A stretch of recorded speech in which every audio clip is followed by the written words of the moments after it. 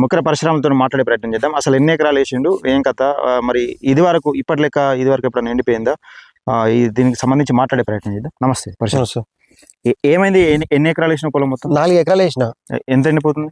ఇప్పుడు 1 ఎకరం దాకా వెనక వచ్చింది. అయితే ఇది కూడా నేను కొంచెం మొదలు వేసుకున్నట్లా బయటపడ్డది. ఏంటంటే ఇది కొంచెం ఈ ఎకరం మడి నీళ్ళు కడుతున్నాం, అయిపోయింది. దానికి లాస్ట్ తడి ఇప్పుడు నీళ్ళు అయిపోయింది. అయితే ఇది ఏంటంటే ఇది మొత్తం మనకు కాలువ అన్న, మన భూములు కూడా పోయినాయి కాలువల. కాలువ పోయి మనకు కెనాల్ వస్తుంది అనుకున్నాం, రాలే. గత 10-12 సంవత్సరాలు అవుతుంది. ఇది ఇట మనకు పర్ఫెక్ట్ గా అయితే మాకు ఈ వెంకంపల్లెకు, ఉప్రమల్లెలకు, గర్చకుర్తి, తాడిజోరి సస్య శ్యామలం అవుతుంది. ఈ కాలువ ఒకటి పూర్తి అయితే, ఈ కాలువ అక్కడ మన అయ్యప్ప టెంపుల్ కాడ ఒకటి పూర్తి అయింది అనుకో, ఈ కాలువ ఇస్తారు. ఈ కాలువ రాక భూములన్నీ ఎండిపోయి ఇప్పుడు కోసుకుంటాం. ఇక డైరెక్ట్ బాయి 24 గాలు ఉన్నది. 24 గాలు ఉంది. 1 గంట పోతలేదు.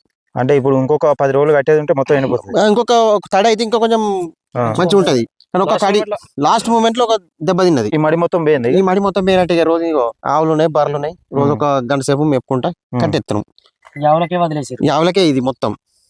దానికి కూడా ఒక తడి పెడితే ఇంకా పర్ఫెక్ట్ అవు. కానీ నీళ్ళు వెళ్తారు ఎంత అయితే